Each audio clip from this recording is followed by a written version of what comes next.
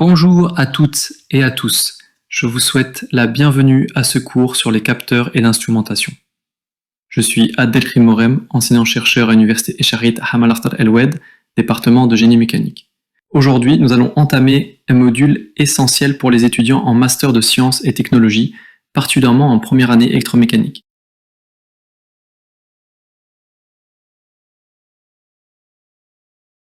Chapitre 1. Généralités et caractéristiques métrologiques. Nous allons commencer ce premier chapitre, intitulé Généralités et caractéristiques métrologiques des capteurs. L'objectif est de poser les bases théoriques et techniques pour bien comprendre le rôle, la classification et les performances des capteurs utilisés dans les systèmes d'automatisation et de mesure. Objectif du cours. Voici les 3 objectifs principaux de ce cours. Comprendre les principes fondamentaux des capteurs et leur rôle dans une chaîne de mesure.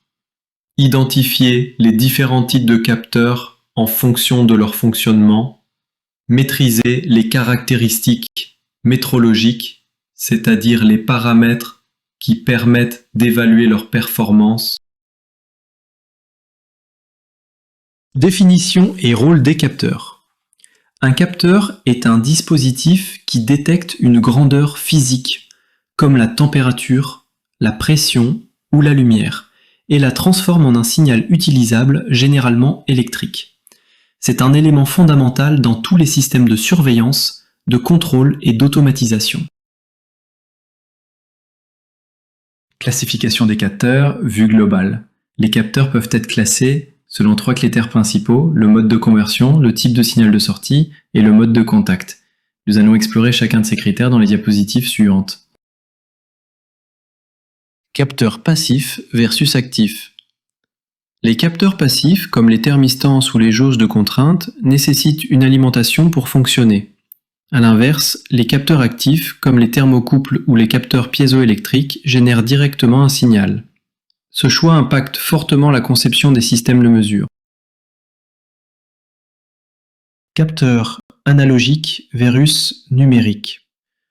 Un capteur analogique peut fournir une infinité de valeurs dans une plage donnée, tandis qu'un capteur numérique délivre des valeurs discrètes, en général codées sur un certain nombre de bits.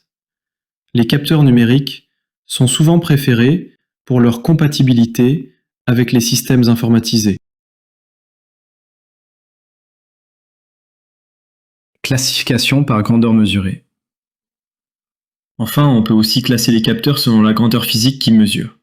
Température, pression, position, lumière, son, gaz. À chaque type de grandeur correspond une technologie de capteur spécifique que nous étudierons plus en détail.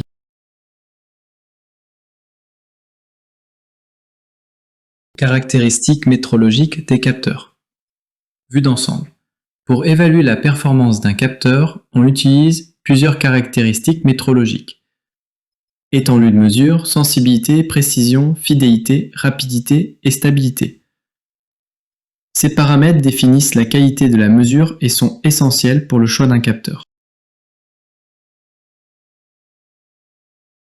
Étendue de mesure. L'étendue de mesure d'un capteur correspond à un intervalle dans lequel il est capable de détecter et convertir une grandeur physique en un signal exploitable. Cela va de la plus petite valeur qu'il peut détecter jusqu'à la plus grande. Par exemple, un capteur de température peut avoir une étendue de moins 50 degrés à plus 150 degrés. Si la grandeur mesurée dépasse cette plage, la mesure devient imprécise, voire impossible.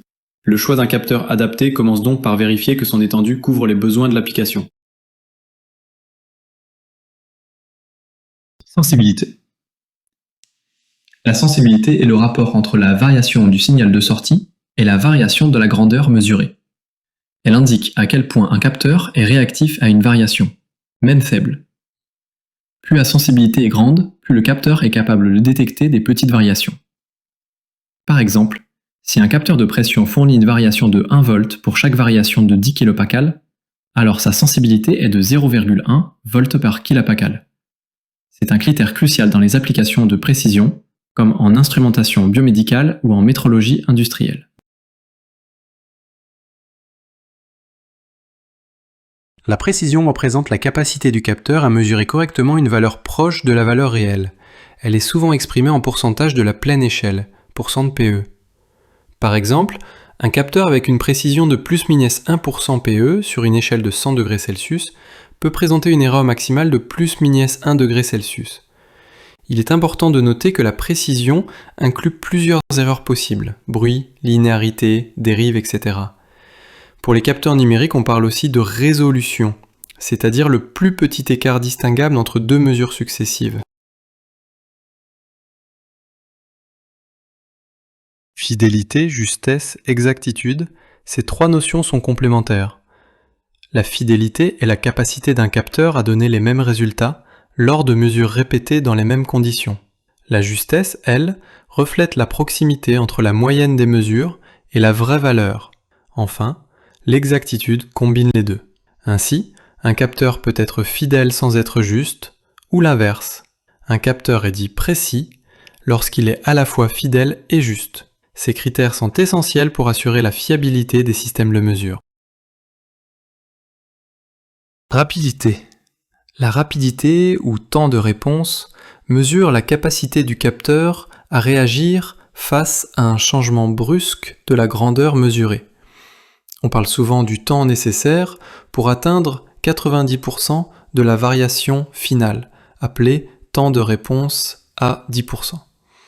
Un capteur lent peut ne pas suivre les phénomènes rapides, ce qui peut poser problème dans les systèmes dynamiques comme le pilotage d'un moteur ou la détection de vibrations. Choisir un capteur rapide est essentiel pour les applications en temps réel. Stabilité. La stabilité représente la capacité du capteur à maintenir ses performances dans le temps sans dérive. Cela signifie que sa précision, sa sensibilité et sa justesse ne changent pas de manière significative malgré l'usage prolongé ou les variations de l'environnement. Un capteur instable peut produire des résultats erronés avec le temps même s'il était bien calibré au départ. C'est pourquoi la stabilité est particulièrement importante dans les systèmes de surveillance longue durée ou les environnements industriels sévères.